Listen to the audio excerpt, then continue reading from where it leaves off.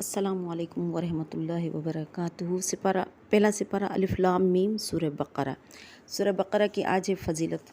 سورہ بقرہ کا نام پہلے تو نام اس پر سورہ بقرہ کیوں رکھا گیا ہے؟ بقرہ عربی میں کہتے ہیں گائے کو، اور کیونکہ اس سپارے میں، اس صورت میں ذکر ہے ایک گائے کا، اس لیے اس کو سورہ بقرہ کہا گیا ہے۔ پھر قرآن پاک کی سب سے بڑی صورت یہی ہے، سورہ بقرہ ہے، تقریباً 2.5 سپاروں تک آتی ہے سورہ بقرہ۔ جس طرح قرآن پاک کا دل سورہ یاسین کو کہا جاتا ہے، اسی طرح قرآن پاک کی بلندی کو سورہ بقرہ کہا جاتا ہے۔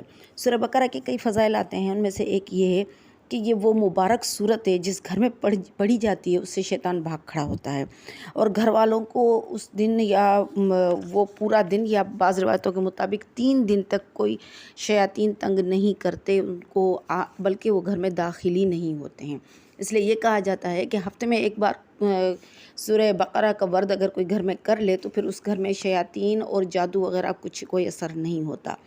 حضرت اسید بن حضیر رضی اللہ عنہ کا ایک واقعہ آتا ہے، اس میں یہ آتا ہے کہ نبی کریم صلی اللہ علیہ وسلم سے انہوں نے سورہ بقرہ کی قرأت سیکھی۔ پھر وہ بتاتے ہیں کہ ایک رات میں نے اپنے گھر میں تہجد کے ٹائم پر اٹھا اور میں نے یہ قرأت کرنی شروع کر دی، اور کیونکہ گرمی کا ٹائم تھا تو میں باہر تھا، یعنی کمرے کے اندر نہیں تھا، میں باہر تھا۔ میں نے قرأت شروع کی سورہ بقرہ کی۔ جیسے میں تلاوت کرتا گیا تو میں نے دیکھا کہ ایک کوئی بہت ہی بھاری چیز ہے جو یوں آسمان سے تیزی سے یوں نیچے آ رہی ہے، اور جیسے میں سورت پڑھتا جا رہا ہوں وہ ایک دم سے میرے قریب آ رہی ہے۔ میں نے دیکھا میرے قریب گھوڑا بندھا ہوا تھا، وہ بدکنے لگا، اور مجھ کو یہ ڈر لگنے لگا کہ کہیں انسان ہے، انسان کو خوف ہوتا ہے اگر ایسی عجیب سی چیزیں دیکھے تو۔ وہ کہتے ہیں کہ میں نے ایک دم سورت کو پڑھنا چھوڑ دیا۔ جیسے میں نے سورت کو پڑھنا چھوڑا، میں نے دیکھا کہ وہ چیز واپس اوپر جا رہی ہے۔ اچھا، تھوڑی دیر کے بعد وہ تقریباً غائب ہو گئی۔ پھر میں نے سورہ بقرہ کو شروع کیا تو پھر میں نے تھوڑی دیر کے بعد دیکھا کہ وہی چیز تیزی سے نیچے آ رہی ہے۔ میں پھر پریشان ہو گیا، اور وہ چیز میرے اتنے قریب آ گئی کہ گھوڑا بدکنے لگا۔ پھر میں نے اس چیز کو بند کر دیا، سورہ بقرہ کو بند کر دیا، پھر وہ چلی گئی۔ پھر میں نے دوبارہ جب تیسری بار پڑھی تو میں نے محسوس کیا تو وہ جو چیز نیچے آ رہی ہے وہ اس چیز میں چھوٹے چھوٹے سے چراغ کی طرح کوئی چیز روشن ہے جو چمک رہی ہے، اور میری طرف وہ تیزی سے آ رہی ہے۔ اور پھر میں نے اس کو بند کر دیا، اور مجھے ڈر لگنے لگا کہ کہیں وہ گھوڑا جو بدک رہا ہے وہ کہیں نقصان نہ پہنچا دے میرے بچے کو۔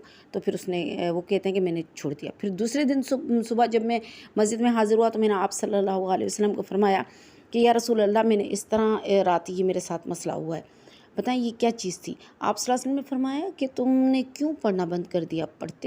تم پڑھتے تو دیکھتے کہ کس طرح فرشتے نیچے اترتے ہیں، اور یہ جو تم دیکھ رہے تھے، جو تمہیں نظر آ رہا تھا نیچے اتر رہا تھی، یہ سکینہ تھی، رحمت تھی اللہ کی، اور یہ اللہ کی رحمت تمہارے اوپر آتی نازل ہوتی اور تم روشنیوں کو دیکھتے۔ تم نے کیوں پڑھنا بند کر دیا؟ تمہیں پڑھنا چاہیے تھا۔ تو وہ کہنے لگا یا رسول اللہ، مجھ کو یہ ڈر تھا کہ کہیں گھوڑا جو ہے وہ بدک نہ جائے، اور قریبی میرا صاحبزادہ سو رہا تھا، کہیں اس کو کوئی نقصان نہ پہنچائے۔ ان کے صاحبزادے کا نام یحییٰ تھا کہ گھوڑا کہیں یحییٰ کو نقصان نہ پہنچا دے، اس لیے اس ڈر کی وجہ سے میں نے اس کو چھوڑ دیا۔ تو سورہ بقرہ جو ہے ایک طریقے سے نور ہے، اور یہ آسمان سے سکینہ کی صورت میں نازل ہوتی ہے، اور یہ اللہ تعالیٰ کی طرف سے۔ اچھا، سکینہ کس کو کہتے ہیں اس کے بارے میں بھی میں آپ کو بتاتی چلوں۔ سکینہ کا مطلب یہ ہوتا ہے کہ اللہ تعالیٰ کی طرف سے دل میں اترنے والے اطمینان کا نام سکینہ ہے۔ جو اطمینان ہمارے دل میں ہوتا ہے، انسان دنیا کی کئی چیزیں حاصل کرنے کے باوجود بھی مطمئن نہیں ہوتا۔ حدیث مبارک میں آتا ہے کہ اگر انسان کو ایک وادی سونے کی دے دی جائے تو وہ دوسری وادی سونے کی طلب کرتا ہے، یعنی حرص ایک انسان کے دل میں ہوتا ہی ہوتا ہے۔ حرص کا نتیجہ کیا ہوتا ہے؟ اس سے انسان کے دل میں بے چینی پیدا ہوتی ہے، اضطراب پیدا ہوتا ہے، پریشانی پیدا ہوتی ہے، وہ خوش نہیں رہ پاتا۔ تو اس سے کیا ہوتا ہے، جو سکینہ اترتی ہے، نازل ہوتی ہے، تو یہ دل کی اس پریشانی کو ختم کر دیتی ہے۔ تو یہ ایک طرح سے اللہ تعالیٰ نے دل کا سکون پیدا کیا ہے۔ تو بہرحال یہ سکون تھا۔ اس کے علاوہ نبی کریم صلی اللہ علیہ وسلم نے فرمایا کہ سورہ بقرہ سیکھو، کہ اس کا سیکھنا برکت ہے اور اس کا چھوڑنا حسرت ہے۔ تو یعنی اس کو ضرور سیکھنا چاہیے۔ اب میں آپ کو بتاؤں، حضرت عمر رضی اللہ عنہ نے سورہ بقرہ 2.5 سالوں میں سیکھی تھی، 2.5 سپارے 2.5 سالوں میں سیکھے تھے۔ تو ان سے پوچھا گیا کہ کیوں؟ بھئی عربی تو ان کی اپنی زبان ہے، اور ماشاءاللہ ذہن بھی ان کے اتنے اچھے ہوتے تھے کہ یہ جو شعر و شاعری کیا کرتے تھے، پورے دیوان ان کو یاد ہوتے تھے، پورے نصب ان کے یاد ہوتے تھے۔ تو پھر سورہ بقرہ یاد کرنے میں کیا کمال تھا جو انہوں نے 2.5 سال لگا دیے۔ تو ان سے جب یہ پوچھا گیا تو انہوں نے بتایا کہ سورہ بقرہ میں نے صرف ترجمہ یا صرف لفظ نہیں یاد کیے ہیں، میں نے اس کے ساتھ ساتھ میں نے اس کی ہر چیز کو یاد کیا ہے، کیونکہ روایت میں آتا ہے کہ سورہ بقرہ میں 1000 حکایتیں موجود ہیں، 1000 حکم موجود ہیں، 1000 نہیں موجود ہے، 1000 حکمتیں موجود ہے۔ تو ان ساری چیزوں کو ایک ساتھ سے سیکھنا یہ کوئی آسان کام تو تھا نہیں۔ ہم تو پڑھتے ہیں تفسیر، یوں منٹوں میں ہماری تفسیر ہو جاتی ہے۔ اب سورہ فاتحہ کی ہم نے تفسیر کی ہے تو سورہ فاتحہ کی تفسیر کے ہمارے صرف 5 پارٹ، یعنی 5 دنوں میں نے تفسیر کو کمپلیٹ کر لیا سورہ فاتحہ کی، علم شریف کی۔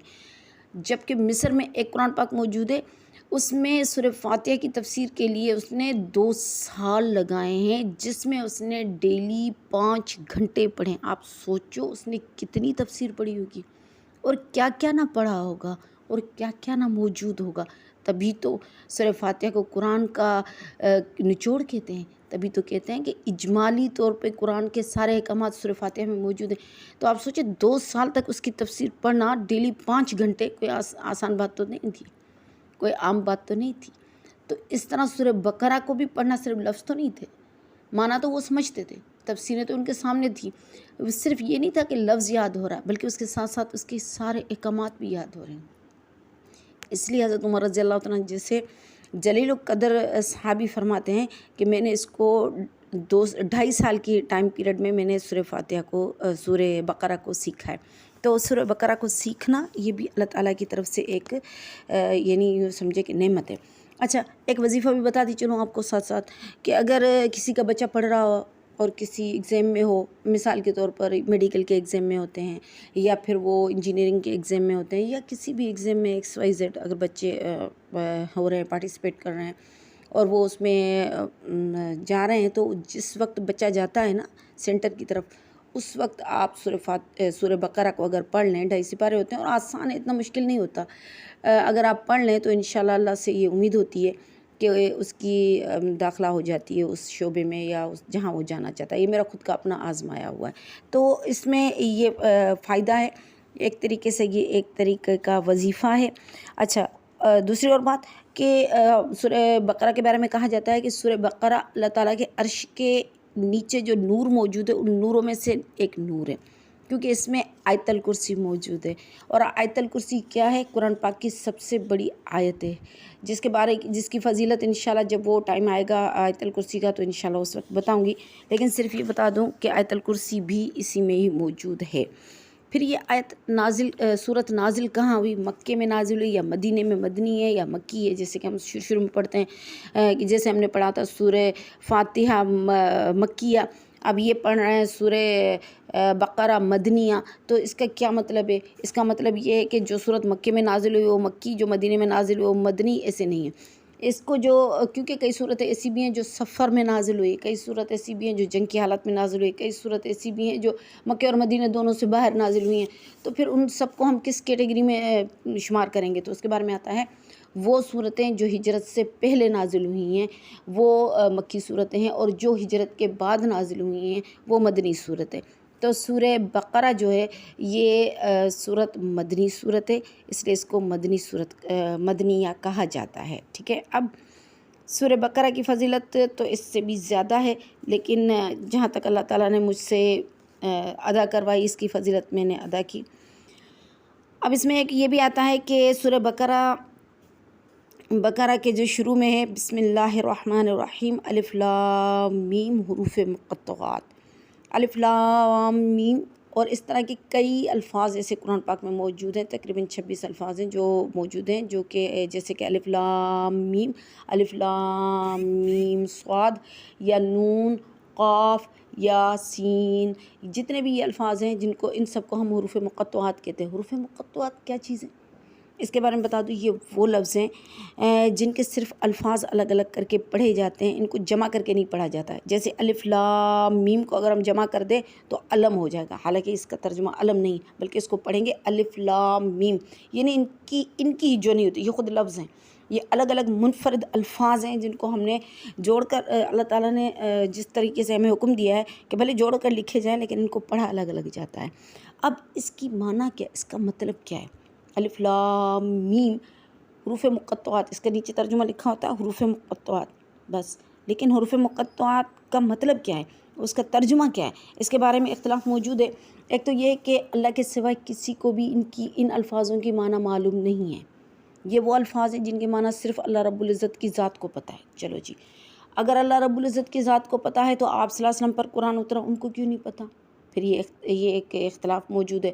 تو بعض حضرات یہ بھی کہتے ہیں کہ یہ وہ الفاظ ہیں جن کی معنی اللہ اور اس کے رسول کے علاوہ کسی کو نہیں معلوم۔ ہاں، امت کو تو معلوم نہیں ہے، کیونکہ حدیث میں ثابت ہی نہیں ہے، آپ صلی اللہ علیہ وسلم نے بتایا ہی نہیں ہے، قرآن پاک میں تفسیر میں ہم پڑھتے ہی نہیں ہیں ان کے الفاظ کی معنی کیا ہے، لیکن معنی ضرور ہے کیونکہ اللہ تعالیٰ کی طرف سے نازل کردہ ہیں۔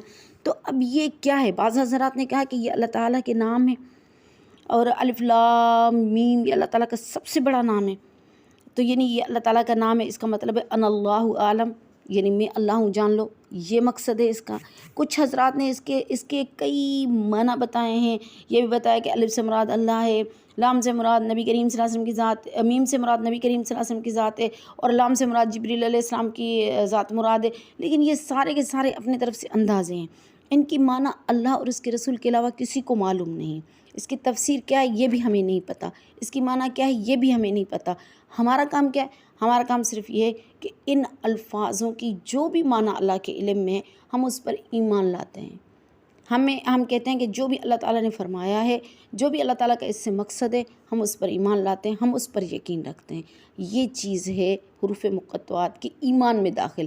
باقی اس کے لیے ہم اپنی طرف سے کوئی اندازے لگائیں، کوئی اٹکل استعمال کریں یا کوئی تکے لگائیں، یہ ہمارا کام نہیں ہے، اور اس کے لیے ہم سے مواخذہ نہیں کیا جائے گا کہ بھئی آپ لوگوں نے ایمان تو لے کر آئے لیکن آپ کو پتہ نہیں تھا یہ کیا چیز ہے۔ نہیں بھئی، یہ اس بارے میں ہم سے نہیں پوچھا جائے گا، کیونکہ جو چیز ہمیں بتائی گئی ہے ہم وہ لیں گے، جس چیز سے بتانے سے اللہ تعالیٰ نے اعراض کیا اس کو ہم چھوڑ دیں گے۔